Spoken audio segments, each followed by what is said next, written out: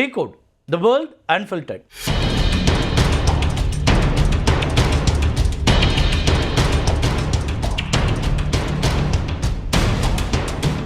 அமெரிக்கர்கள் திறனற்றவர்கள், அவர்களுக்கு இந்தியர்கள் பயிற்சி அளிக்க வேண்டும். இப்படி ஒரு ஸ்டேட்மெண்ட்டை யார் சொல்லியிருப்பாங்கன்னு நினைக்கிறீங்க?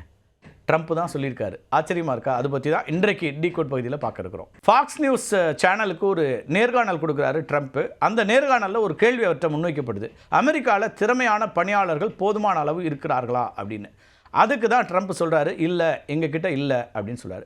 அமெரிக்காவில் குறிப்பிட்ட சில சிறப்பு திறமைகள் இல்லை அப்படின்னும், வேலை இல்லாதவங்கள்ட்ட போய் வரிசையில் நின்று கொண்டு இருக்கக்கூடிய மக்களை நீங்கள் போய் ஏவுகணைகள்லாம் உருவாக்குங்க அப்படின்னு சொல்ல முடியாது அப்படின்னு ஒரு பதில் சொல்லியிருக்கிறார். இந்த இடைவெளியை நிரப்புவதில் வெளிநாட்டு திறமையாளர்கள் முக்கியமான பங்காற்றுறாங்க அப்படிங்கிறத அவர் மறைமுகமாக ஆமோதிச்சிருக்கிறார் அப்படின்னு பார்க்க வேண்டியிருக்கு.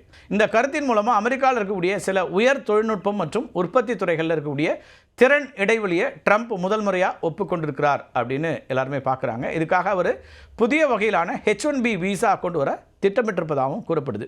பொதுவாக அமெரிக்கா ஃபஸ்ட்டுன்னு சொல்லிட்டே இருப்பார் இல்லையா? அப்போ அமெரிக்கர்களை தவிர்த்து மற்ற எல்லாரும் வெளியேறணும் அப்படிங்கிறதா அவருடைய நிலைப்பாடாக இருக்கும். இமிகிரண்ட்ஸ்க்கு எதிராக கடுமையாக பேசிகிட்டு இருப்பார். ஆனால் முதல் முறையாக ஒத்துக்கிறாரு, அமெரிக்காவுக்கு சில விஷயங்களில் போதுமான திறமை இல்லை, அங்கே திறனானவர்கள் இல்லை, அதுக்கு கூடுதலாக வெளியிலேருந்து ஆட்கள் வேணும் அப்படிங்கிறத அவர் மறைமுகமாக ஒத்துட்டுருக்கிறாரு. அதுக்கு தான் புதிய H1B விசாவை இப்போ கொண்டு வரலான்னு திட்டம் போடுறாரு. ஆனால் இந்த புதிய H1B விசா திட்டம் குறித்த தெளிவான அதிகாரப்பூர்வ சட்ட வரைவு எதுவும் இதுவரைக்கும் வெளியிடப்படலை. சரி, ட்ரம்ப்போட புதிய H1B விசா திட்டத்தினுடைய உத்தேச அம்சங்கள் என்னென்ன அப்படின்னு பார்க்கலாம். ட்ரம்ப்போட புதிய திட்டம்ங்கிறது வெளிநாட்டு திறமைகளை பயன்படுத்துவதற்கும் அதே நேரத்தில் அமெரிக்க தொழிலாளர்களுடைய நலனை பாதுகாப்பதற்கு இடையே இருக்கக்கூடிய ஒரு சமநிலையை கொண்டு வரக்கூடிய வகையில் இருக்கும் அப்படின்னு அவரோட ஆதரவாளர்கள் சொல்கிறாங்க. இந்த H1B விசா வைத்திருக்கிறவர்கள் அமெரிக்காவுக்குள்ளே வருவாங்க, இங்கே இருக்கக்கூடிய நிறுவனங்களில் பணியாற்றுவாங்க, அமெரிக்க பணியாளர்களுக்கு தங்களுடைய சிறப்பு திறமையில் பயிற்சி கொடுப்பாங்க. ஆனால் அங்கேயே தங்கிட முடியாது. இதுதான் இப்போ அவங்க கொண்டு வரக்கூடிய திட்டம். பயிற்சி அளித்த பிறகு H1B பணியாளர்கள் தங்களுடைய சொந்த நாடுகளுக்கு திரும்பிவிட வேண்டும். அதாவது H1B விசா அமெரிக்கர்களுடைய நலனுக்காக வடிவமைக்கப்பட்ட ஒரு தற்காலிக பணித்திட்டம் மட்டும்தான். மிக உயர்ந்த கல்வி தகுதி, முக்கியமாக ஸ்டெம் அப்படின்னு சொல்லப்படக்கூடிய சயின்ஸ், டெக்னாலஜி, என்ஜினியரிங், அதுபோல் மேத்ஸ் துறைகளில் PhD பட்டம் பெற்றவர்களுக்கு மிக அதிக ஊதியத்தில் பணி அமர்த்தப்படக்கூடிய இந்த ஒரு சூழல் ஏற்படும். இனிமேல் அந்த மாதிரி இருக்கவங்களுக்கு தான் H1B விசாக்களில் முன்னுரிமை அளிக்கப்படும் அப்படின்னு தெரியுது. H1Bயை பொறுத்த வரைக்கும் அது ஒரு டெம்பரரி விசா தான், ஒர்க் விசா. அதுக்கப்புறம் அவங்க வந்துடுவாங்க, அது எக்ஸ்டென்ஷன் ஆகிட்டு இருக்கும். அதில் தான் பல நடைமுறைகள் இருக்குது.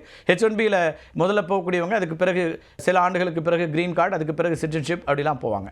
இப்போ அதில் சில மாற்றங்களை எல்லாம் கொண்டு வர முயற்சி பண்ணுறாரு. சில சிறப்பு துறைகளில், உதாரணத்துக்கு இப்போ ராக்கெட் சயின்ஸ், செயற்கை நுண்ணறிவு, இந்த மாதிரியான விஷயங்களை அமெரிக்க பணியாளர்களுடைய திறன் இடைவெளியை நிரப்புறதுக்கு மட்டும்தான் H1B விசாக்களை பயன்படுத்த வேண்டும் அப்படின்னு ட்ரம்ப் இப்போ உறுதியாக சொல்லியிருக்காருங்கிறது தான் வரக்கூடிய தகவல்கள். இந்த துறைகளில் மட்டுமே இந்தியாவின் உயர் தொழில்நுட்ப பணியாளர்களுடைய தேவை இருக்கிறது அப்படின்னு ட்ரம்ப் மறைமுகமாக சுட்டி காட்டியிருக்காரு. தற்போது இருக்கக்கூடிய விசா லாட்டரி முறையை நீக்கிட்டு முற்றிலும் திறமை மற்றும் தகுதி அடிப்படையில் விசா வழங்கக்கூடிய முறையை அமல்படுத்தணும் அப்படின்னு ட்ரம்ப் விரும்புகிறார். இதனால் குறைந்த ஊதியம் அல்லது இடைநிலை திறன்களோட அமெரிக்காவுக்கு பணியாளர்களை அனுப்பக்கூடிய இந்திய IT சேவை நிறுவனங்கள் பெரும் பாதிப்பை சந்திக்கலாம் அப்படின்னு அங்கிருந்து வரக்கூடிய செய்திகள் தெரியுது.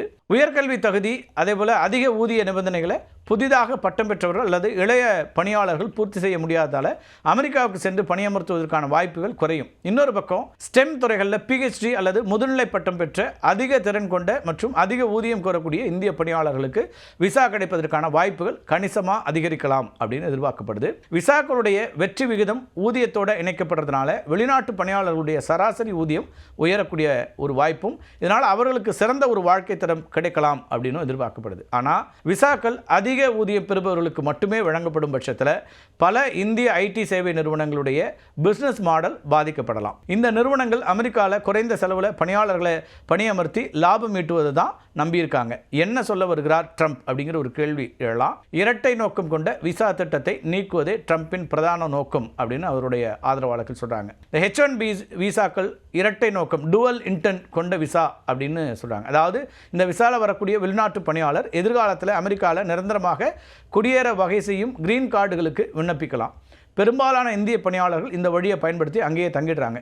இந்தியர்கள் மட்டுமல்ல, நிறைய நாடுகளிலிருந்து, குறிப்பாக ஆசிய கண்டத்திலேருந்து போகக்கூடியவங்களுக்கு, ஏன்னா அவங்களுடைய வேலைவாய்ப்பை பொறுத்து, அவங்களுடைய திறனை பொறுத்து அந்த நிறுவனங்கள் அங்கேயே அவங்களுக்கான வாய்ப்புகளை வழங்குறாங்க. ட்ரம்போட புதிய திட்டம்ங்கிறது H1B விசாக்கள் வெறும் தற்காலிக பணி விசாக்கள் மட்டுமே என்பதை உறுதி செய்வதை நோக்கமாக கொண்டிருக்கிறது. புதிய விதிகளின் கீழ் H1B விசா வைத்திருப்பவர்கள் அமெரிக்காவில் கிரீன் கார்டுக்கோ அல்லது குடியுரிமைக்கோ விண்ணப்பிக்க அனுமதிக்கப்பட மாட்டார்கள் அப்படிங்கிற கடுமையான ஒரு நிபந்தனையை விதிக்க திட்டமிட்டிருக்கு ட்ரம்போட நிர்வாகம். இது திறமை வாய்ந்த இந்திய பணியாளர்கள் அமெரிக்காவில் நிரந்தரமாக தங்கி வேலை செய்ய விரும்பினால் அவர்களுக்கு ஒரு பெரிய தடையாக இருக்கலாம். ட்ரம்போட தத்துவம் தான் என்ன அப்படின்னு ஒரு கேள்வி எழலாம். அவருக்கு தினம் ஒரு தத்துவம் இருக்குன்ற கேள்விலாம் எல்லாருக்கும் தோணும்.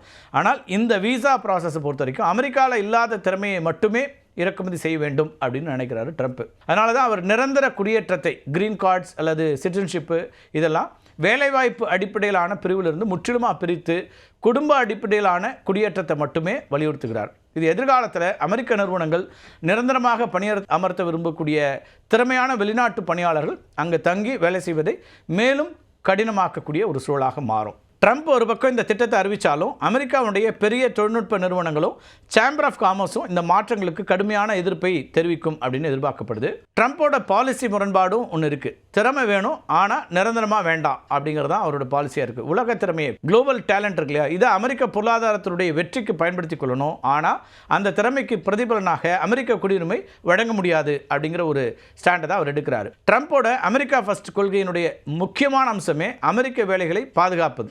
H1B விசா முறைக்கு எதிராக பேசுவதன் மூலமாக அவர் அமெரிக்காவில் குறைந்த ஊதியம் பெறக்கூடிய ஒயிட் காலர் ஜாப்ஸில் இருக்காங்க இல்லையா, அவங்களுடைய வாக்குகளை பெற முடியும்னு பார்க்குறாரு. H1B விசாக்களை கட்டுப்படுத்துவதுங்கிறது வெளிநாட்டினர் அமெரிக்க வேலைகளை பறிக்கிறார்கள் என்கிற ட்ரம்போட பரப்புரை கதையை உறுதிப்படுத்தக்கூடியதாக இருக்கிறது. புதிய H1B விசா திட்டம்ங்கிறது குடியேற்றத்தை ஒட்டுமொத்தமாக கட்டுப்படுத்துவதற்கான ட்ரம்போட விரிவான திட்டத்தினுடைய ஒரு பகுதியாக பார்க்கப்படுது.